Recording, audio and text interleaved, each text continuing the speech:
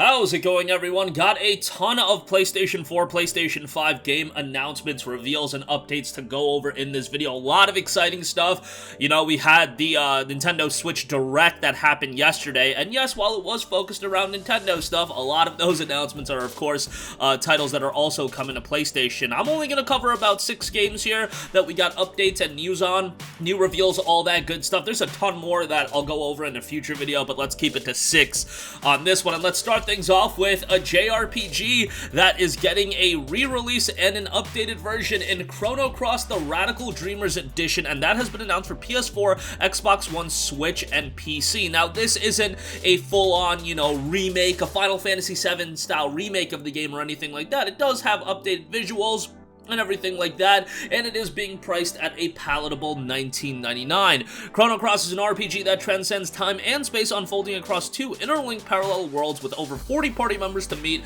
People and dimensions will intertwine in this epic drama about the planet itself. New features in this remastered edition include 3D models converted to HD, refined character illustrations, higher quality background music, switch enemy encounters on or off, background filter feature, battle enhancement features to make combat easier, auto battle function, switch between imitation pixel font and HD font, and change screen resolution as well in the PC version. I don't think that would be something you could do in the console version, but yeah. $19.99 I think is a very acceptable price point. I would have liked to see a bigger remake on this. I get it that it's probably not something that they decided to take a massive undertaking with. Not every game is going to get the FF7 remake treatment, but I do think that Square Enix has a wealth of IPs and older JRPGs that they could remake and they would do really well. I don't know if Chrono Cross is that game, but I'm excited to go back into it. Chrono Cross wasn't a game that I was super high on back in the day, but I was also super young when I played Chrono Cross, so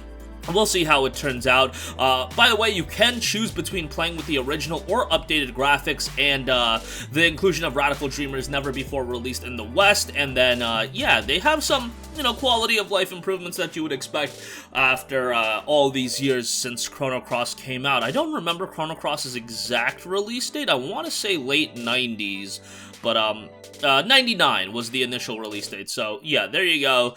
Chrono Cross coming out, and this is going to be out right around the corner, April 7th of this year, of course, so less than 2 months away. $19.99 again, I think a very acceptable price point. Alright, next up, we have the free-to-play racing game in Disney Speedstorm announced for consoles and PC. That'll be due out this summer. The ultimate Disney and Pixar racing experience drift into the ultimate hero-based combat racing game set on high-speed circuits inspired by Disney and Pixar worlds. Master each character's unique skills on the racetrack and claim victory in a thrilling arcade racing experience from the creators of the Asphalt series. If you haven't played Asphalt back in the day, very enjoyable arcade racing series. I say back in the day because I haven't played Asphalt in quite a while, but the games that I did play a while ago, I did enjoy them from arcade racing standpoint. I mean, I played an Asphalt game on like the DSi when it was like a downloadable title, so yeah, it's really scratching the surface with Asphalt, but nevertheless, they're enjoyable arcade racers, and this one obviously is going to have a lot of notable characters. We'll see how it turns out. Free-to-play games, sometimes they stick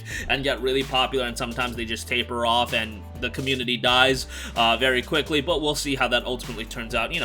After release, you really got to give it 6 months to find its footing, but that'll be coming sometime this summer. Alright, next up, here's one that I'm very excited for. Atomic Heart. We finally got a new trailer on this. IGN got the official release window trailer exclusively, and we do know that the game is coming either in September, October, November, or December. They have like a weird way of doing it. They have they don't have like a specific release window. They didn't spell that out, but they just have like missing spaces, BER 2022. So obviously that narrows it down to the final 4 months of the year.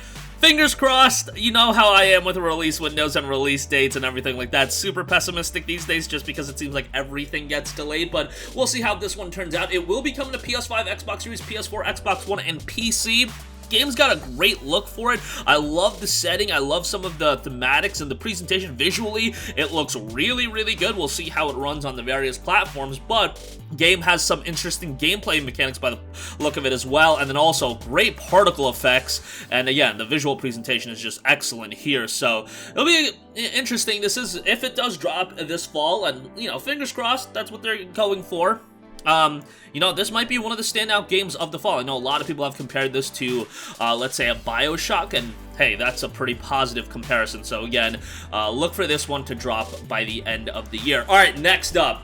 You guys know me. I constantly talk highly about The Wolf Among Us, and my god, Wolf Among Us 2, how great was that trailer? If you guys haven't seen it, boy oh boy, it's a fantastic trailer, and talk about that visual upgrade. I mean, I know by the time Wolf Among Us 2 is going to come out, it would have been a decade since the release of the original game. Yeah, it feels just like yesterday that Wolf Among Us dropped, but Wolf Among Us 2 is going to be coming in 2023, and again, visually, it looks excellent. The presentation style, I think, is super sleek. Facial animations, lip syncing, I think all of that looks really good, and Wolf Among Us is a game that I consider to be the best Telltale game, you know, right up there with Walking Dead Season 1, but I do prefer Wolf Among Us as my favorite. I just think a phenomenal main character in The Wolf Bigby. You're talking about a great supporting cast as well, and just a fantastic story with a lot of mature themes going on for it as well.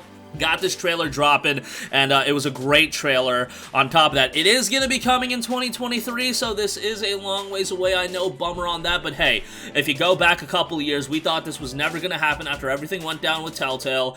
Skybound Games came in, and now we do know that it is going to be happening, and Telltale will be putting out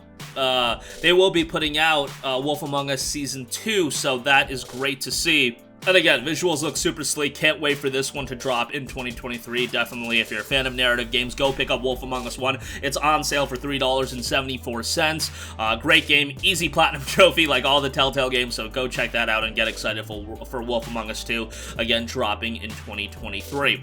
Alright, next up, we have Marvelous announcing a juvenile RPG Loop 8 for PS4, Xbox One, and Switch. It is due out in 2022 in Japan. We'll see what the, transition is for it to come stateside, but interesting game here, where you do have an RPG in which you live your everyday life and fight the extraordinary. Live a summer all your own while forging relationships with the people around you, while you fight calamities known as the Kigai.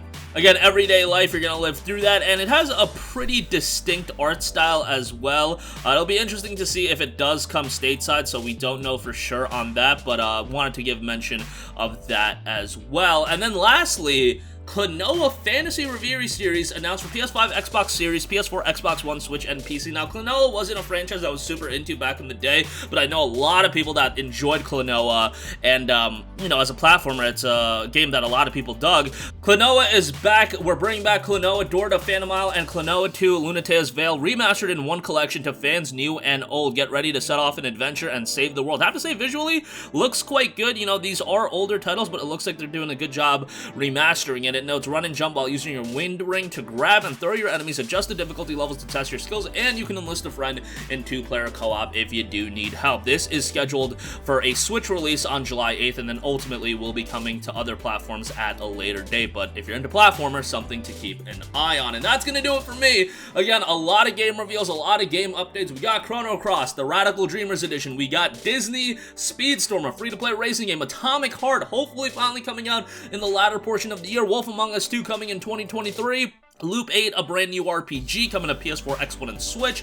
And then KLONOA coming back July 8th on Switch, and then other platforms will follow. That's going to do it for me. Sound off with all of your thoughts in the comments section down below. Thank you for watching, and goodbye. Hey guys, we hope you enjoyed the video, and if you did, make sure to hit the subscribe button, and if you're already subscribed, do us a favor and hit the bell icon. This way you'll be notified whenever we post a new video. That's the best way to keep up with all of our uploads, and we usually try to upload 2 videos a day. And with the bell icon hit, you'll be notified whenever we do upload a video. As always, thanks for watching.